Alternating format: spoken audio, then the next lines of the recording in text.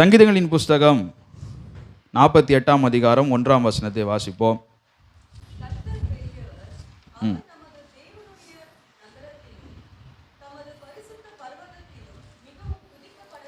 அல்லேலூயா.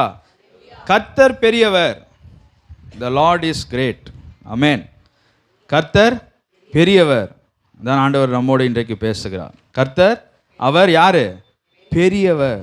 நம்முடைய தேவன் பெரியவர். அவர் மகத்துவமானவர். Awesome God. மகத்துவமானவர், ஆச்சரியமானவர். அல்லேலூயா. அதை நாம் இன்றைக்கு அறிந்து கொள்ள வேண்டும். நாம் இன்றைக்கு அறிந்து கொள்ள வேண்டும். ஏனென்று சொன்னால் நிறைய பேர் அவரை யாருன்னே தெரியாமல் உட்கார்ந்துருக்குறோம் இல்லையா? யாருன்னே தெரியல. வருஷக்கணக்காயும் யாருன்னே தெரியல. இயேசுவை பற்றி எனக்கு தெரியும். இயேசுவை எனக்கு தெரியுமா? இன்றைக்கு அறிந்து கொள்ள போகிறோம். அல்லேலூயா. அவர் யாரா? பெரியவர். பாருங்க, இதே சங்கீதங்களிலே 135ஆம் அதிகாரம் 5ஆம் வசனத்தை வாசிப்போம்.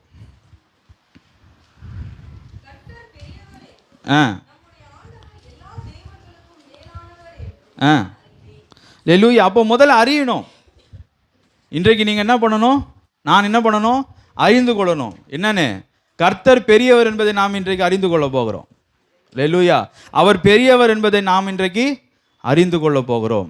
பாருங்க, அந்த வசனம் சொல்லுகிறது, கர்த்தர் பெரியவர் என்பதை நான் என்ன பண்ணியிருக்கிறேன்னா அறிந்திருக்கிறேன். அப்போ கர்த்தர் பெரியவர் என்பதை நாம் அறிந்து விட்டோம் என்றால் நமக்கு எந்த பயமும் இருக்காது, நமக்கு எந்த கவலையும் இருக்காது, நமக்கு எந்த சோர்வும் வராது. ஏன்னு சொன்னால் அவர் பெரியவர். அல்லேலூயா. அவர் நல்லவர் என்பது நமக்கு அறிந்து கொள்ளும் பொழுது, நாம் அறிந்து கொள்ளும் பொழுது நிச்சயமாக எல்லா பயமும் நீங்கிடும். அல்லேலூயா. அதனால் என்ன பயத்தில் நீங்கள் வந்திருந்தாலும் அவர் பெரியவர். அவர் பெரியவர். பாருங்க, அவர் எவ்வளவு பெரியவரா அதை நாம் தியானிக்க போகிறோம். முதல்ல பாருங்க, அவர் யோனாவிலும் பெரியவர். பாருங்க, மத்தேயு 12ஆம் அதிகாரம் 41ஆம் வசனம் வாசிப்போம். மத்தேயு 12:41.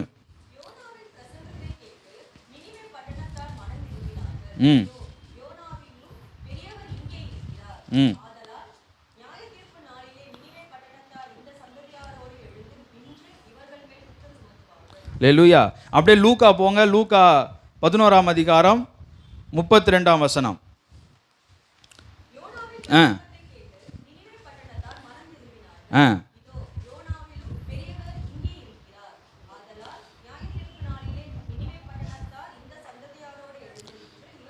பாருங்க, இந்த ரெண்டு இடத்துல நாம் பார்க்கிறோம், யோனாவிலும் அவர் பெரியவர்.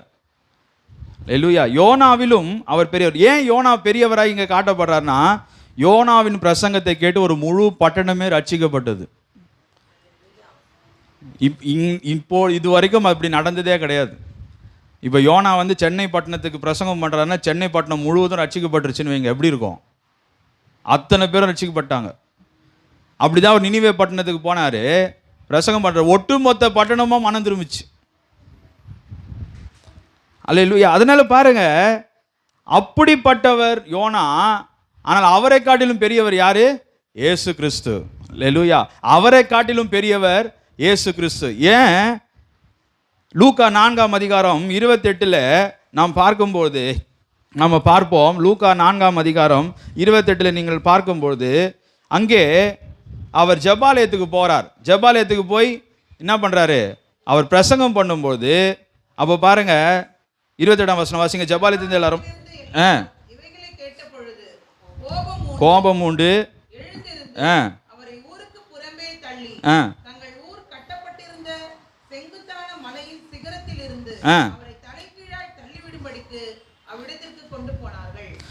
ஆனால் அவரோ 30ஆம் வசனம், அவரோ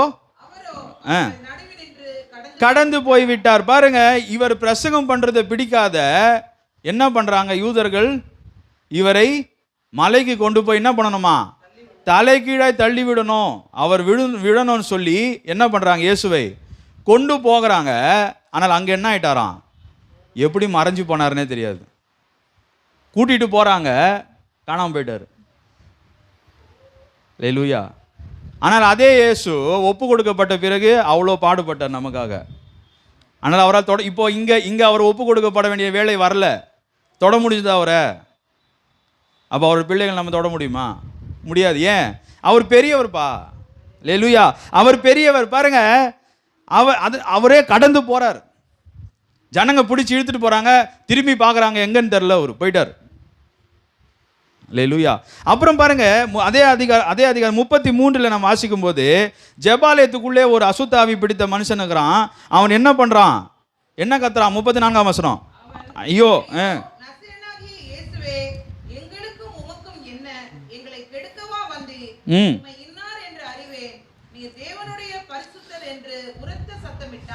அதற்கு இயேசு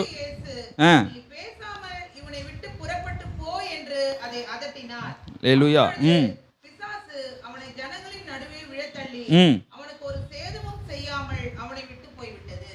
பாருங்க, இங்க பாருங்க, யோனா ஊழியம் செய்த போது பிசாசு யோனாவை பார்த்துலாம் அலறின மாதிரி எதுவும் இல்லை. ஆனால் இயேசுவை பார்த்து பிசாசுகள் அலறினது. அல்லேலூயா. இயேசு ஏன் யோனாவிலும் பெரியவர் சொன்னா? யோனா மனுஷன், இயேசு கிறிஸ்து தெய்வம். அல்லேலூயா. யோனா யாருங்க? சாதாரண மனுஷன். இயேசு கிறிஸ்து யாரு? அதில் என்ன சந்தேகம் இருக்கா? இல்லைல்ல. என்ன இருக்கா? சில சமயத்தில் வரும், வாழ்க்கை சூழ்நிலையை பார்த்து என்ன வரும்? தடுமாறும். இவர் உண்மையிலே தெய்வமா இல்லையா, என்ன இது இப்படி வரும். ஆனால் பாருங்க, இன்றைக்கு ஆண்டவர் பேசுறாரு, அவர் பெரியவர், யோனாவிலும் பெரியவர் இங்கே இருக்கிறார். இல்லையா? விசுவாசிக்கிறீங்களா? யோனாவிலும் பெரியவர் இங்கே இருக்கிறார். யோனாவிலும் பெரியவர் என் கூட இருக்கிறார்.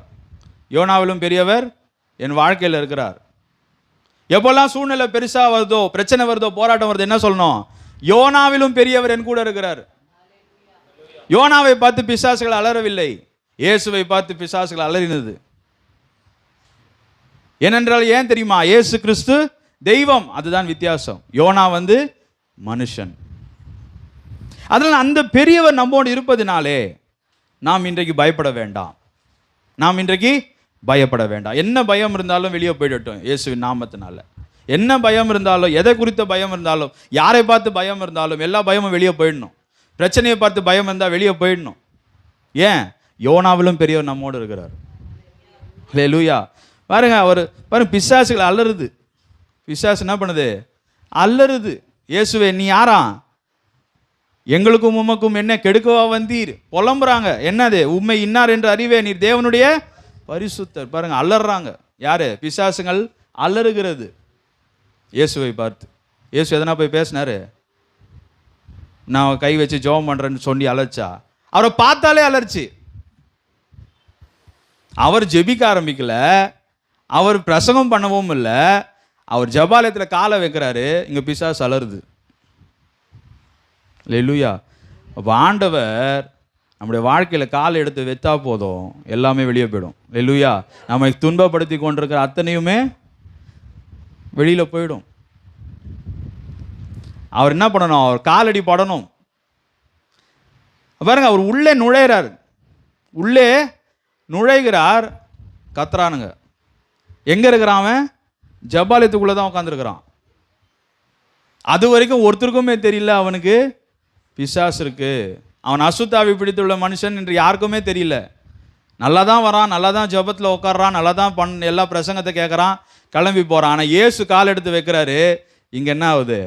அவனுக்குள்ளே இருந்த ஆவி அலறுகிறது. ஏன்? அவர் யோனாவிலும் பெரியவர். அல்லேலூயா. அவர் யோனாவிலும் பெரியவர், அவருக்கு அதிகாரம் உண்டு. ரெண்டாவது பாருங்க, அவர் சாலமோனிலும் பெரியவராம். லூக்கா 11ஆம் அதிகாரம் 31ஆம் வசனத்தை வாசிக்கலாம்.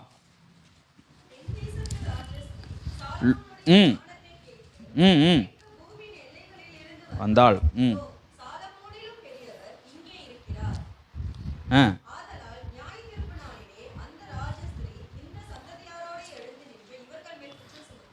பாருங்க, சாலமோனிலும் பெரியவர் அவர். சாலமோன் எப்படிப்பட்டவர்?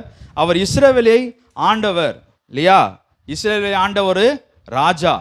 சாலமோன் யாருங்க? ராஜா, இஸ்ரவேலை ஆண்ட ராஜா. அவர் எப்படி, அவருடைய நாட்களில் எப்படி இருந்துதான்? 1 ராஜாக்கள் 10ஆம் அதிகாரம் 21ஆம் வசனங்களை நாம் வாசிக்கலாம்.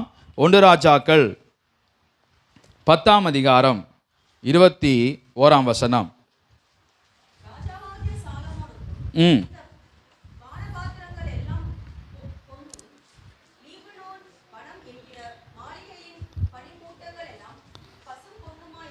ஆ ஆ நல்லா கவனிங்க. சாலமோனின் நாட்களில் ஒரு பொருளாக எண்ணப்படவில்லை. அப்படின்னா என்ன அர்த்தம்? வெள்ளியை கூட எவனும் மதிக்கல. ஏன்னா எல்லாமே என்னது? தங்கத்திலே மிதந்துட்டு இருந்தாங்க. அப்போ சாலமோன் காலத்தில் எப்படி இருந்தது? தங்கம் தான், வெள்ளிலாம் வேஸ்ட், வெள்ளிலாம் விஷயமே கிடையாது. சாலமோன் நாட்களில் வெள்ளி ஒரு பொருட்டா எண்ணப்படவில்லை. அவ்வளவு செழிப்பு, அவ்வளவு ஆஸ்திகளுடைய ஒரு மனுஷனா யார் இருந்தா? சாலமோன் இருந்தார். பாருங்க, அதே அதிகாரத்தில் 27ஆம் வசனம் வாசிங்க. அதே அதிகாரம் 1 ராஜாக்கள் 10.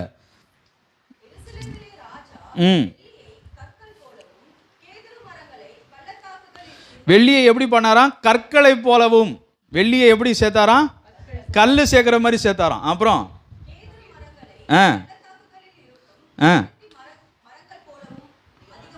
பாருங்க, காட்டத்தி மரம்னா அது சும்மாவே வளரும். அந்த மாதிரி எந்த மரம் வளர்ந்துச்சான்? கேதுரு மரம் வளர்ந்துருந்துதான். வெள்ளி எப்படி சேர்த்தாராம்? அவரு கற்களை சேர்க்கிற மாதிரி சேர்த்தாராம். நம்ம நினச்சி பார்க்க முடியுமா? அந்த காலத்தில் நினச்சி பார்க்க முடியுமா? இப்போது கல் சேர்க்குற மாதிரி. இப்போ நம்ம இதெல்லாம் கட்டுறாங்கல்ல, நம்ம பில்டிங் கட்டும் போது கான்க்ரீட்டு எடுக்கிறது கல் கொட்டுறாங்களே, அந்த மாதிரி வெள்ளி கொட்டினா எப்படி இருக்கும்? அப்படி இருந்தது. ஆனால் இயேசு சொல்கிறாரு, நான் அவரிலும் பெரியவர்ன்றாரு. எப்படி அவரிலும் பெரியவரா? சாலமோன் கூட இருந்த ஐஸ்வர்யம் அழிந்து போகிற ஐஸ்வர்யம், இயேசு கூட இருக்கிற ஐஸ்வர்யம் அழியாத ஐஸ்வர்யம். ஐஸ்வர்ய சம்பரணர் அவர். அல்லேலூயா. பாருங்க, ரோமர் 11ஆம் அதிகாரம் 33 வாசிங்க. அவர் எப்படி பெரியவராக இருக்கிறார்? சாலமோனிலும் எப்படி அவர் பெரியவராக இருக்கிறாரா? ரோமர் 11ஆம் அதிகாரம் 33 வாசிங்க. தேவனுடைய ஐஸ்வர்யம் பாருங்க, தேவனுடைய ஐஸ்வர்யம் எதுவா? ஞானம், அறிவு என்பவர்களின் ஆழம் எப்படி இருக்கிறது? அது ஆழமா இருக்கிறது. அது யாராலையும் போய் என்ன பண்ண முடியாது? அளவிடப்படாதவைகள். அவைகள் எப்படி இருக்கிறது? அளவிடப்பட. அவருடைய வழிகள் எப்படிப்பட்டது? ஆராயப்படாதவைகள். அதனால தான் இயேசு சாலமோனிலும் பெரியவர். அவர் சாலமோனிலும் பெரியவராக இருக்கிறார். அதெல்லாம் நீங்கள் பயப்படாதீங்க. என்ன தரித்திரம் இருந்தாலும் இன்றைக்கு கர்த்தர் மாற்றுவார். என்ன கடனில் உட்கார்ந்துட்டு இருந்தாலும் கர்த்தர் இன்றைக்கு மாற்றுவார். அல்லேலூயா. பாருங்க, எபேசியர் 1:7 பார்க்கிறோம். எபேசியர் 1:7 எடுத்துக்கொள்வோம். அதில் பார்க்குறோம் எவ்வளோ அழகா. அதே போல் நீங்கள் இதெல்லாம் வீட்டில் போய் வாசிங்க. ரோமர் 10:12, 2 கொரிந்தியர் 5:1, சங்கீதம் 24:1. இந்த வசனங்கள்லாம் பார்த்தீங்கன்னா இயேசு கிறிஸ்துனுடைய தேவனாகிய கர்த்தருடைய ஐஸ்வர்யம் தெரியும். அவர் எவ்வளோ ஐஸ்வர்யவான் என்று தெரியும். அவருக்குள்ளே இருக்கிற ஐஸ்வர்யம் என்ன ஐஸ்வர்யம் என்று தெரியும். பாருங்க, யோவான் 14:2 இயேசு சொல்கிறார். பாருங்க, அதை வாசிங்க. அதை மட்டும் வாசிங்க. யோவான், இந்த வசனம்லாம் நோட் பண்ணுங்க, சரிங்களா? வீட்டில் போய் வாசிக்கணும். பைபிள் எத்தனை பேர் வாசிக்கிறீங்க? வீட்டில் பைபிள் வாசிக்கிற பழக்கம் இருக்கா? என்ன இது, நல்லா தூக்குங்க. மற்றவங்களாம் என்னாச்சு? பைபிள் படிக்க தெரிஞ்சால் பைபிள் படிக்கணும். இல்லை வேதம் தெரியாமல் விழுந்துருவோம். வேதம் தெரியாமல் பிசாசு இல்லாத பொல்லாத எண்ணங்களை கொண்டு வந்து தடுமாற பண்ணிடுவான். வேதம் சிந்தையில் இருந்தால் தான் நம்ம அசைக்கப்பட மாட்டோம். வேதம் சிந்தையில் இருந்தால் தான் பிசாசு வேறு எந்த சிந்தையும் கொண்டு வராது. அதுக்கு தான் வேதத்தை படிக்கணும். இதால் நம்முடைய சிந்தை நிரப்பப்படும் போது தேவையில்லாத சிந்தனைகள் ஒன்றும் நமக்குள்ளே நுழையாது. பாருங்க, அந்த வசனம் வாசிங்க. யோவான் 14:2 இயேசு எவ்வளோ அழகாக சொல்றார் பாருங்க. என் பிதாவின் வீட்டிலே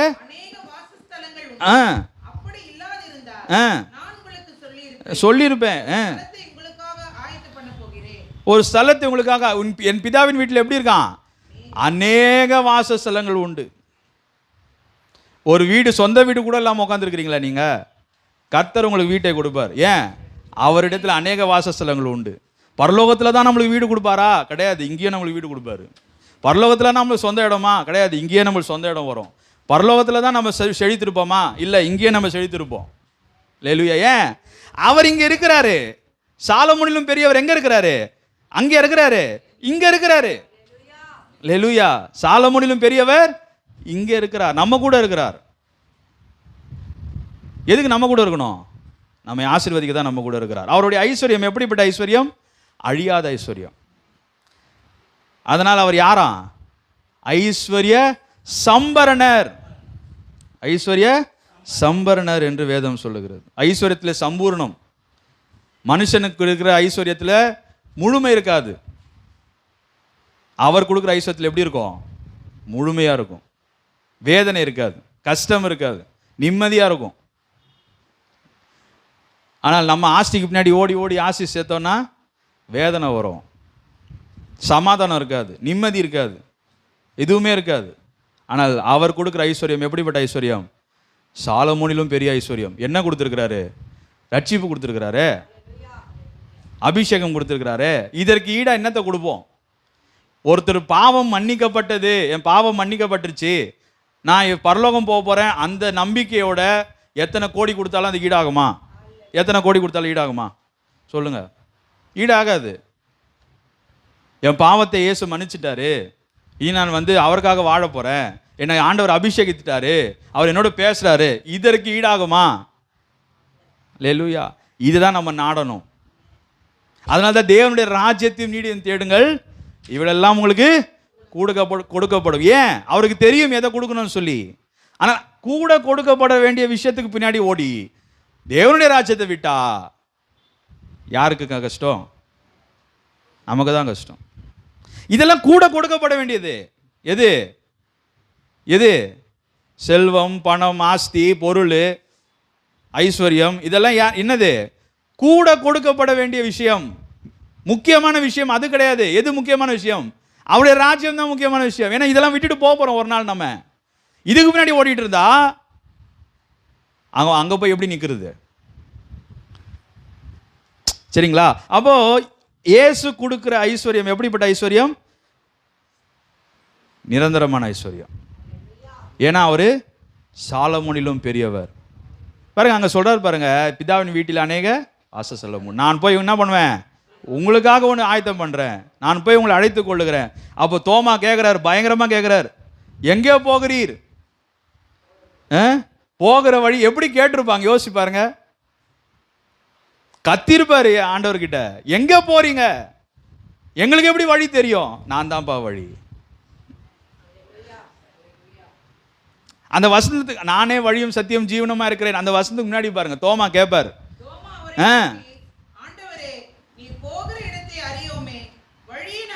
எப்படி அறிவோம்? எங்க போறீங்க ஆண்டவரே? ஏதோ வாசஸ்தலம் இருக்குதான், எங்கேயோ போறீங்கன்னு சொல்றீங்க, எங்க போறீங்க? வழி எங்களுக்கு எப்படி தெரியும்? நான் தான்ப்பா வழி. அல்லேலூயா. நான் வழி, என்ன பின்பற்றி வா, முடிஞ்சது.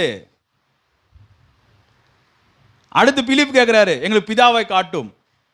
அவரை எவ்வளோ சந்தேகத்தோட கேட்டானுங்க பாருங்க. கூட இருந்தவங்க, அவரை பார்த்தவர்கள், அவருடைய அதிசயங்களை பார்த்தவர்கள், அவரை கண்கூடாய் பார்த்தவர்கள் என்ன கேட்கிறாங்க? பிலிப் என்ன கேட்கிறாரு? பிதா என்ன கேள்வி இதெல்லாம்? அவர் என்ன கேட்கிறாரு? எங்க போறீர்? பரிசேயன் சதுசேயர் கேட்டிருந்தா கூட விட்டுருக்கலாம், அவங்களுக்கு சத்தியம் தெரியாது, அவனுங்க கேட்கறானுங்க. எல்லாமே பார்த்தவனுங்க எப்படி கேட்க முடியும்? கேட்டாங்க, எங்கே போறீர்? வழி எங்களுக்கு எப்படி தெரியும்? பொறுமையா பதில் சொல்றாரு. ஏன்? இன்னும் பரிசுத்தாவினர் வரல, பரிசுத்தாவினர் இன்னும் வரல. அதனால தான் இவர்கள் மேலே கோபப்படல. அவர் என்னைக்கு வந்தாரோ அன்னிலேருந்து இந்த கேள்வி கேட்டாங்க, உயிரை கூட கொடுத்தாங்க. ஏன்? அவர் வந்தாதான் இயேசு யாருன்னே நமக்கு தெரியும். அல்லேலூயா. பரிசுத்தாவினர் ஒரு மனுஷனுக்குள்ளே நுழையும் போது தான் இயேசு யாருன்னே தெரியும், அது வரைக்கும் தெரியாது. அதற்கு பிறகு அவங்க அந்த கேள்வி கேட்கலையே. அப்போஸ்தலர் நடவடிக்கைகள் பேதுருக்கு சந்தேகம் வந்தது, பவுலுக்கு சந்தேகம் வந்தது, விசுவாசம் தடுமாறினதுன்னு எதனா இருக்கு? இல்லையே. ஏன் இல்லை? அவர் என்ட்ரி கொடுத்துட்டார். யாரு? பரிசுத்தாவினர் உள்ள வந்துட்டார். இங்க பரிசுத்தாவினர்கள் கொடுக்கப்படவில்லை. அதனால என்ன சொன்னாரு? பொறுமையா பதில் சொன்னார். என்னை கண்டவன் பிதாவை கண்டான்பா. இவ்வளோ நாள் என் கூட இருந்து இது கூட உனக்கு தெரியலையா பிலிப்புவே? தோமாக்கு சொல்ற, நான் தான்ப்பா வழி. அல்லேலூயா. அதனால பரிசுத்த ஆவினர் தான் நமக்கு மிகப்பெரிய ஐஸ்வர்யம். அல்லேலூயா. பரிசுத்த ஆவினர் தான் நமக்கு கர்த்தர் கொடுக்கிற என்னது மிகப்பெரிய ஐஸ்வர்யம். யாரு? அவர்தான், அவர்தான். ஏன்னு தெரியுமா? கடவுள் நம்ம கூட இருக்கிறாரு. பரிசுத்த ஆவியானவர் யாரு? கர்த்தர். கர்த்தரே ஆவியானவர். அவர் தான் ஆவியானவர். அவர் நமக்குள்ள வந்து வாசம் பண்றார். ஆனால் அவர் இயேசு கிறிஸ்து கிடையாது. நல்லா புரிஞ்சுக்கணும். பரிசுத்த ஆவியானவர் என்பது டோட்டலி டிஃப்ரெண்ட் பர்சன். அவர் யாரு? முற்றிலும் வேறு நபர். அவருக்கென்று சுபாவம் உண்டு, அவருக்கென்று குணங்கள் உண்டு. அவரை நம்மாலே முடக்க முடியும், அவரை நம்மாலே செயலிழக்க பண்ண முடியும். அவர் நமக்குள்ளே நம் மாம்சிகத்தின்படி நடத்தப்பட்டா அவருக்கு அமைதியாக போயிடுவார். எனக்கு மாம்சம் தான் முக்கியம், உலகம் தான் முக்கியம்னு சொன்னால் அவர் அமைதியாக போயிடுவார். அவர் அப்படிப்பட்ட ஒரு கேரக்டர். அவர் இயேசு கிறிஸ்துக்குன்னு தனி சுபாவம் உண்டு.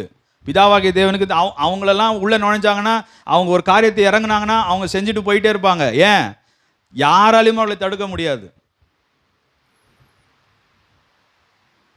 அந்நிய அக்னியோட நுழைஞ்சானுங்க. எங்க? லேவியராகமம் 10 பார்க்கும்போது அந்நிய அக்னியோட 2 பேர் நுழைஞ்சானுங்க. யாரு? ஆரோனுடைய குமாரர் 2 பேர் அந்நிய அக்னி நுழைஞ்சானுங்க. அங்கேயே செத்து விழுந்தானுங்க. தேவனுடைய சுபாவம் அதுதான். பிதாவாகிய தேவனுடைய அவருக்குள்ள நம்ம இருக்கிற நிலைமைக்கு எல்லாரும் செத்து செத்து செத்து விழணும். அவர் இப்போ வெளிப்பட்டார்னு வைங்களேன், ஒருத்தனும் உயிரோடு இருக்க முடியாது. இயேசு கிறிஸ்து எப்படி சாட்டையை உருவினார்னா முடிஞ்சது கதை. இறங்கி அடிச்சாரா? ஒரு ஆள் என்ட்ரி கொடுத்தார், இறங்கி அடிச்சாரா? ஆனால் ஆவியானவர் பற்றி என்ன இருக்கும்? ஆவியானவர் துக்கப்பட்டார், கர்த்தருடைய ஆவியானவர் விட்டு விலகினார். அவர் பிரச்சனையே பண்ண மாட்டார், அமைதியாக போயிடுவார்.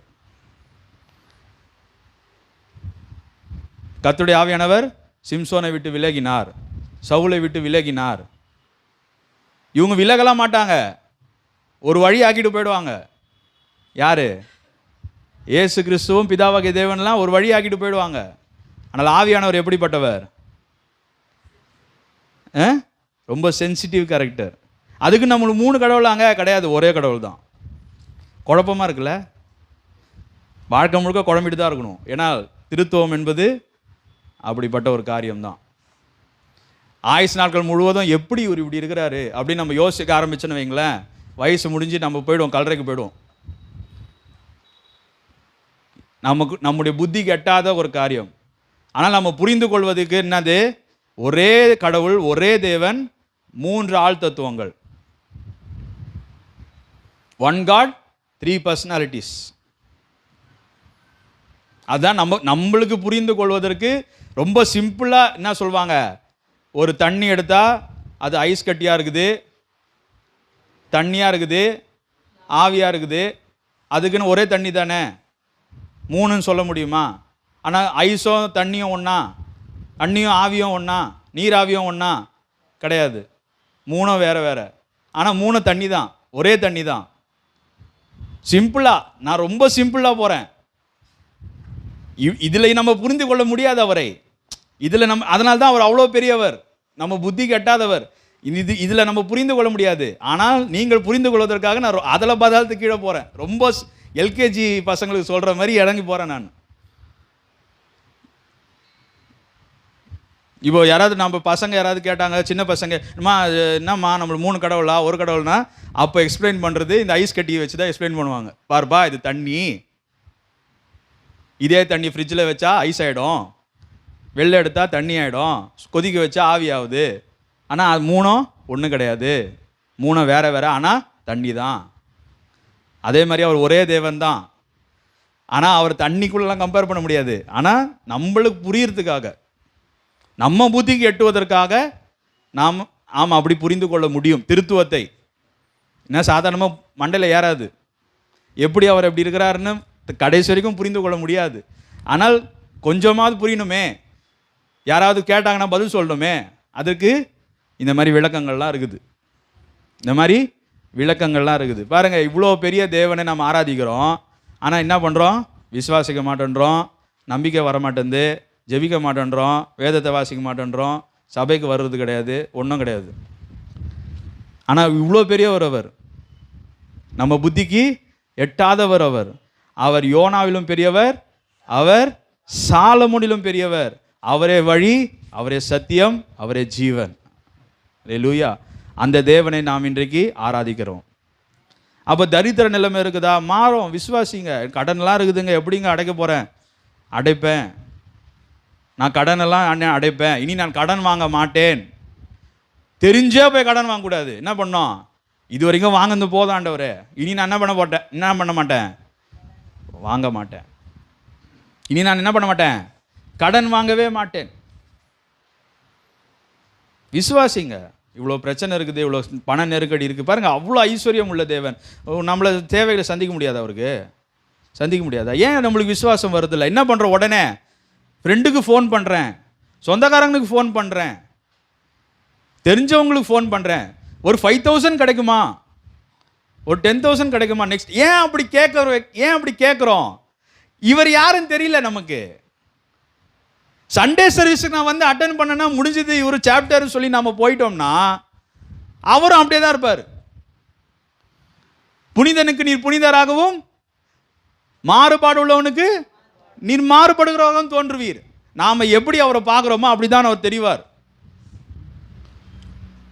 என் தேவனின் தேவைகளை சந்திப்பார் என்று விசுவாசித்தானே தேவைகளை சந்திப்பார். இல்லை சண்டே சர்வீஸோட ஒரு சாப்டர் முடிஞ்சுது, இனிமேல் நம்முடைய வாழ்க்கை நம்ம தான் வாழணும் நம்ம சொன்னோன்னா நம்ம வாழ்ந்துக்கலாம். கட்டாயமே கிடையாது. கரெக்டா? கட்டாயமே கிடையாது. ஏசு கிறிஸ்து வந்து என்ன வாழ்க்கையில் இடம் கொடுக்கல கேட்பாரா? கேட்க மாட்டார். நம்மளே அடித்து பிடிச்சி என்ன பண்ணோம், வாழ்க்கையில் அடி வாங்கி உத வாங்கி மிதி வாங்கி ஏமாந்து கொடுக்குறேன்னு சொல்லுவானுங்க, கொடுக்க மாட்டானுங்க. ஏமாந்து நம்பி காத்திருந்தேன், இப்படி பண்ணிட்டாங்களே, அதுக்கப்புறம் என்ன பண்ணுவோம்? எல்லா இடத்துலையும் தோற்று போய் அவர் காலில் வந்து விழுறதுக்கு முதலே வந்து விழுந்துட்டா இந்த அடிலாம் வாங்க வேண்டியது இல்லைல்ல. ஐஸ்வர்ய சம்பன்னராச்சு அவரு, பெரியவராச்சு அவரு, சாலமோனிலும் பெரியவராச்சு. அவரை விட்டுட்டு நம்ம எங்கே போயிட்டுருக்குறோம்? அவரை விட்டுட்டு ஏன் மனிதரை தேடுறோம்? ஏன் நம்ம வந்து மனுஷிக உதவியை நாடுறோம்? ஏன்னா நம்ம அப்படிப்பட்டவர்கள் தான் இல்லையா? அவர் அப்படிப்பட்டவராக இருக்கிறதுனால நம்ம இப்படிப்பட்டவர்களாக இருக்கிறோம். நம்ம ஏன் இப்படி இருக்கிறோம் அதுவும் நம்ம வாழ்நாள் முழுக்க யோசித்தாலும் நம்ம மண்டையில் ஏறாது.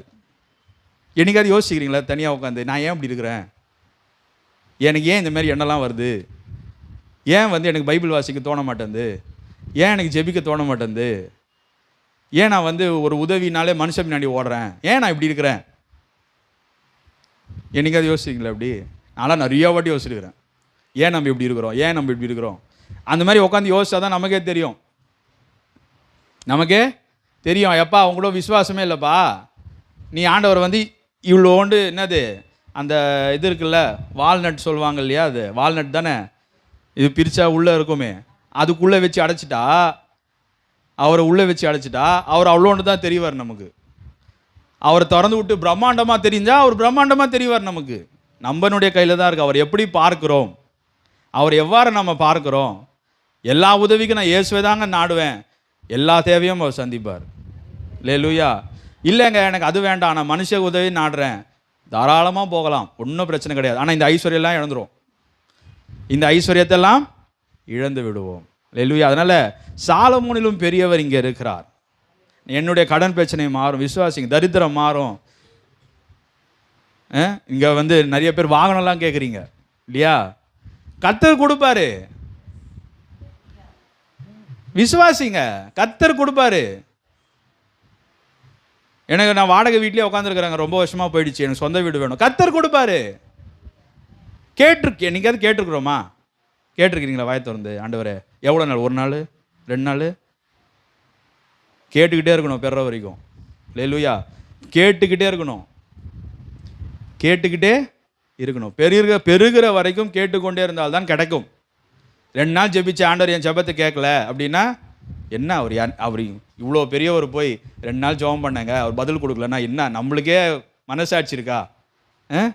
அநியாயமாக தெரியல? அப்போ அவர் எப்படி கேட்கணும்? கேட்டுக்கொண்டே இருக்கணும்.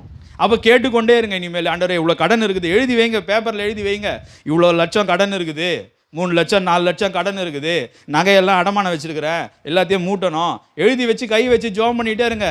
இப்படின்றதுக்குள்ளே ஆண்டவர் அடிச்சிடுவார். உங்களுக்கே தெரியாது எப்படி அடைஞ்சிதுன்னு சொல்லி, எப்படி இந்த கடனெல்லாம் அடைச்சேன்னு சொல்லி உங்களுக்கே தெரியாது. கடைசியில் பார்த்தா எல்லாமே அடைஞ்சிருக்கும், கடனெல்லாம் அடைந்து போயிருக்கோம், நகையெல்லாம் மூட்டியிருப்போம்.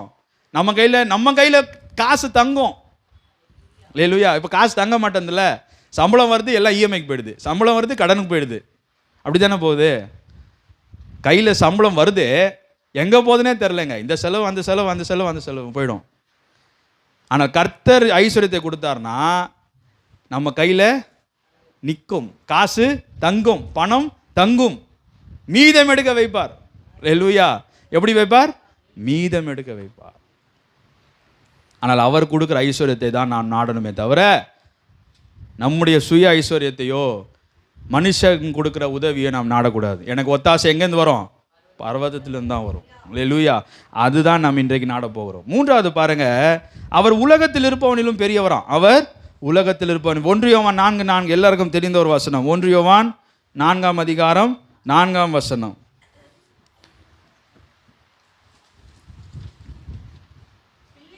பிள்ளைகளே,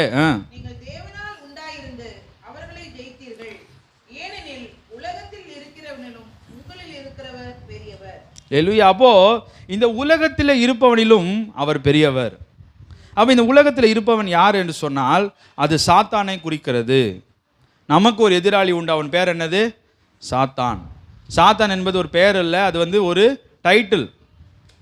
அவனுக்கு கொடுக்கப்பட்டிருக்கிற ஒரு டைட்டில். சாத்தான் சொன்னால் என்னன்னா, எல்லா தேவன் எதற்கெல்லாம் நிற்கிறாரோ அதற்கு எதிர்மறையான இருக்கிறவன் என்ற அர்த்தம். Opposite, total opposite. ஆண்டவர் பரிசுத்தம்னு சொன்னால் இவன் அசுத்தம்னு சொல்லுவான்.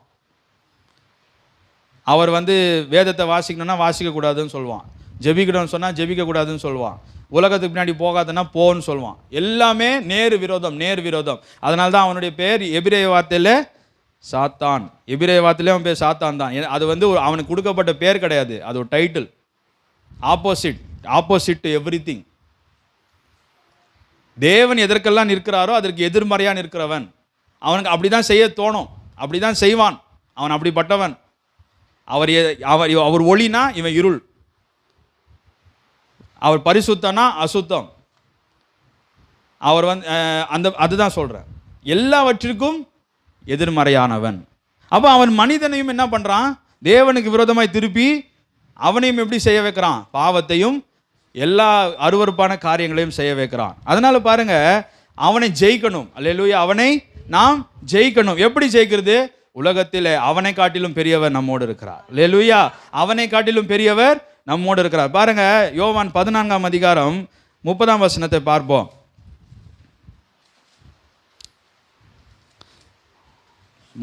யோவான் 14.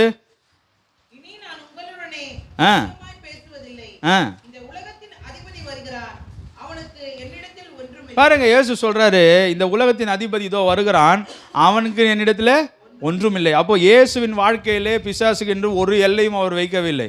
அப்போ நம்முடைய வாழ்க்கையில் ஒரு சின்ன இடம் நமக்கு பிசாசு கொடுத்தோனாலும் அவர் என்ன பண்ணிடுவார்? உள்ளே உட்காந்துட்டு என்ன பண்ணுவான்? மொத்தமாக பிடிச்சிருவான். நம்ம ஒரு கோடு போட்டோன்னா அவர் என்ன பண்ணுவார்? அவன் உள்ள ரோடே போட்டுருவோம். அப்படி தானே? கோடு போட்டோன்னா ரோடு போடுவாங்க. ஒரு சின்ன இவ்வளோன்னு குண்டூசி இடம் கொடுத்தாலும் கீழ்ச்சி கீழ்ச்சி கீழ்ச்சி கீழ்ச்சி என்ன பண்ணுவான்? அவன் ஓட்டை ஆக்கிடுவான்.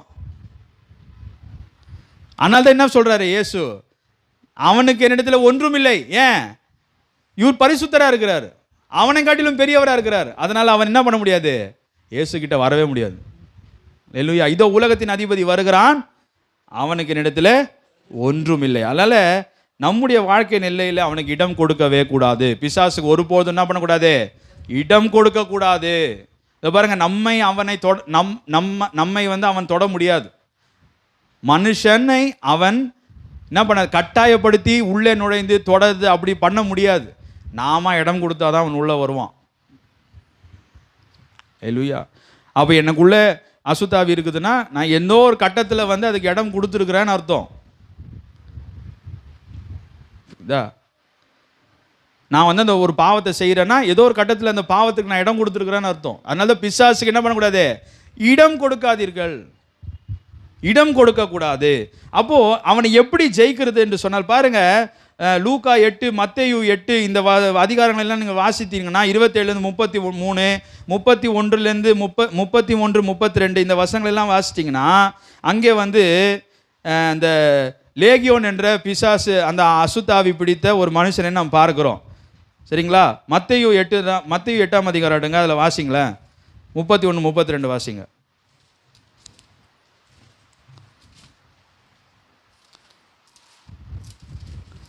31, 32 மத்தேயு 8ஆம் அதிகாரம். அப்பொழுது பிசாசு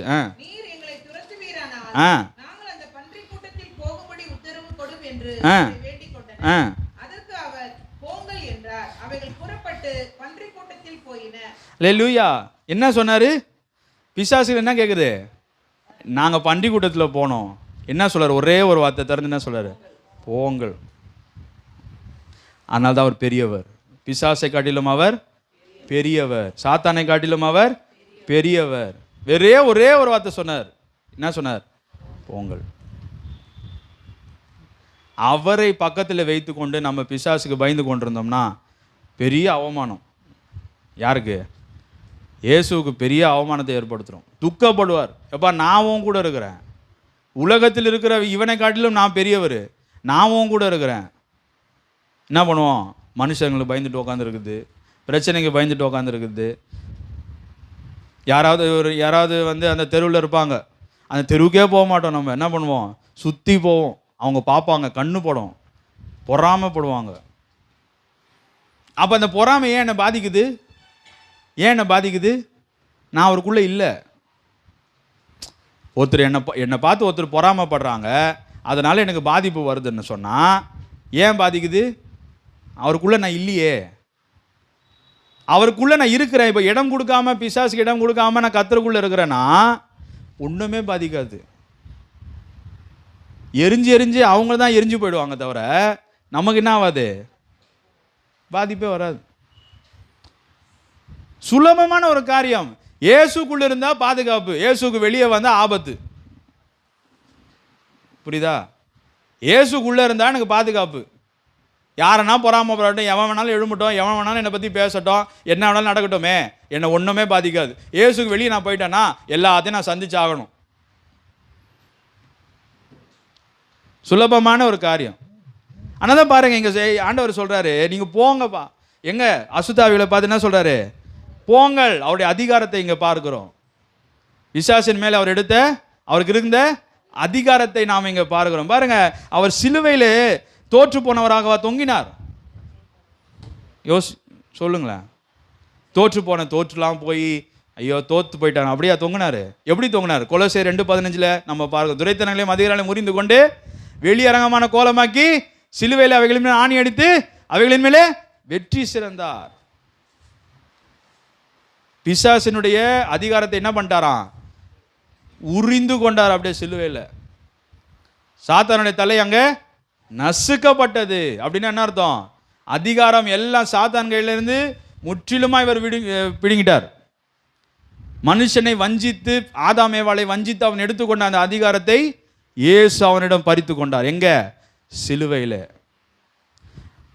பிசாசின் தந்திரங்களை வெளியரங்கமாக்கினார். இப்போ நமக்கு தெரியும் பிசாசின் தந்திரங்கள் என்ன, அவன் எப்படி செயல்படுவான், அவன் எப்படி நம்ம சோதிப்பான், அவன் எப்படி உபத்திரத்தை கொண்டு வருவான், அதிலிருந்து எப்படி ஜெயிப்பது, எல்லாம் நமக்கு தெரியும். வெளியரங்கமான கோலமாக்கினார் சிலுவையில். அல்லேலூயா. அதனால அந்த இயேசு நம் மத்தியில் இருக்கிறார். பாருங்க, ரோமர் 16:20 நாம் பார்க்கிறோம். சமாதானத்தின் தேவன் தாமே சாத்தானை உங்கள் கால்களின் கீழே சீக்கிரத்திலே நசுக்கி போடுவார். விசுவாசிக்கிறீங்களா? அல்லேலூயா. சமாதானத்தின் தேவன் தான் என்ன பண்ணுவாராம்?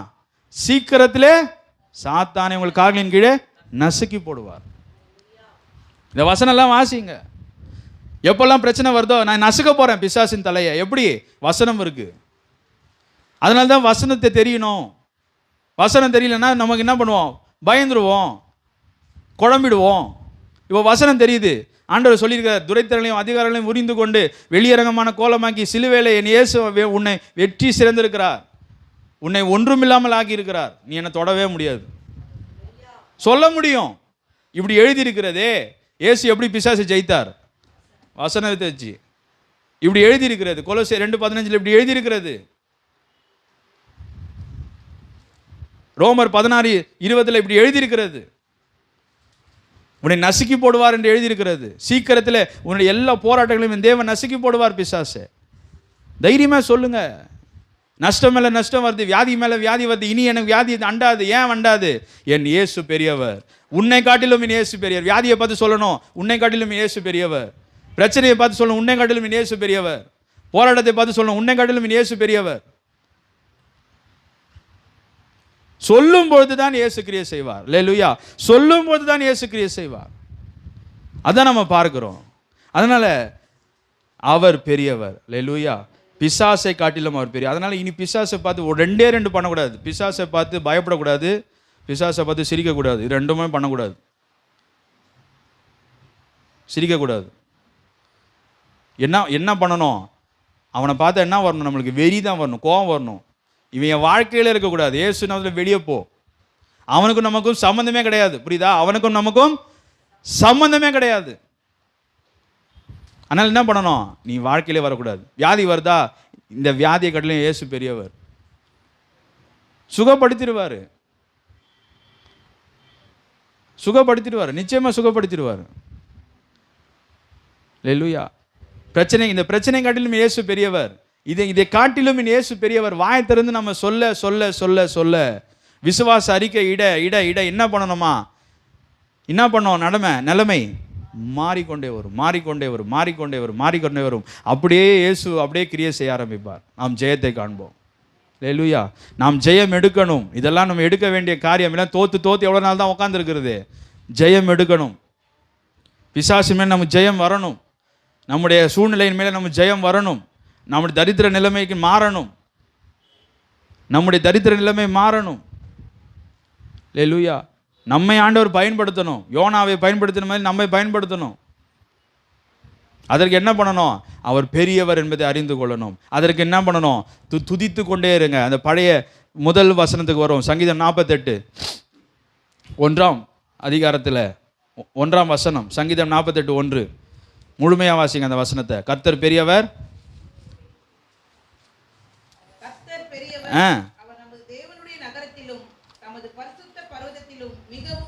மிகவும் துதிக்கப்படத்தக்கவர். அப்போ துதித்து கொண்டே இருக்கணும். ஆண்டவரே நீர் பெரியவர், ஆண்டவரே உமக்கு ஸ்தோத்திரம். என் பிரச்சனை கட்டில் நீங்கள் பெரியவர், ஆண்டவரே உமக்கு ஸ்தோத்திரம். எல்லாரும் சொல்கிறாங்க வாழ்க்கை கட்டவே படாதுன்னு சொல்கிறாங்க. நீங்கள் கட்டுவீங்க ஆண்டவரே உமக்கு ஸ்தோத்திரம். ஏன்? நீர் பெரியவர் ஆண்டவரே, நீர் பெரியவர் ஆண்டவரே, நீர் பெரியவர் ஆண்டவரே, பெரியவர் ஆண்டவர் சொல்லி துதிக்க துதிக்க துதிக்க என்ன நடக்குமா?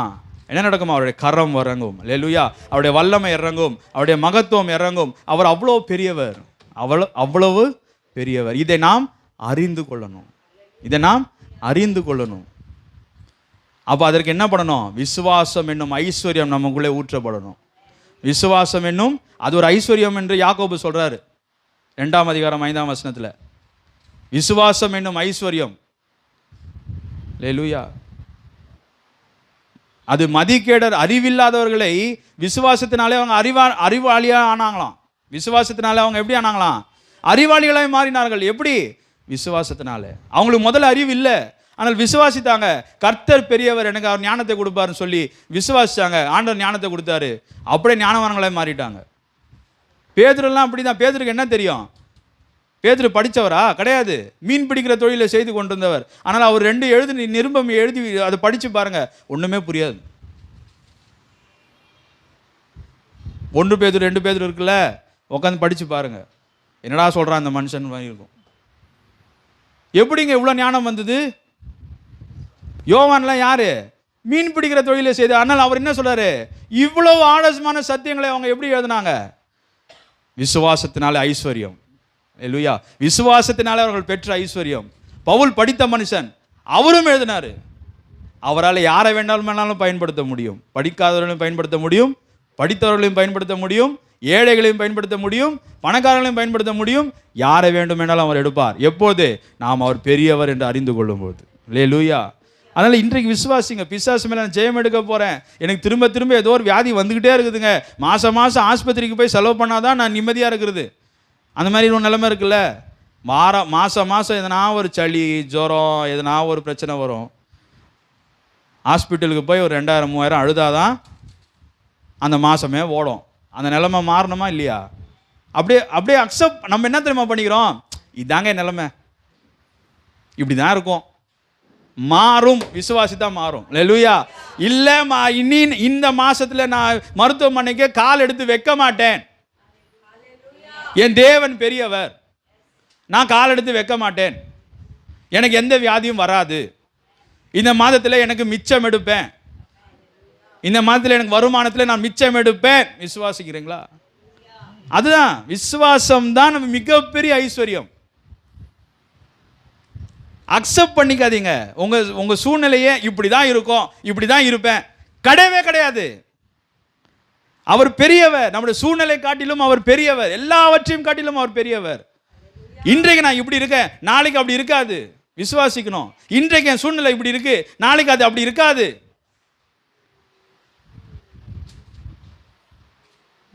ஒத்துக்க கூடாது. நம்ம இப்படிதான் கிடையாது. இன்றைக்கு நான் ஒன்றும் இல்லாமல் இருக்கேன், நாளைக்கு எனக்கு எல்லாமே இருக்கும். என் இயேசு எனக்கு கொடுப்பார்.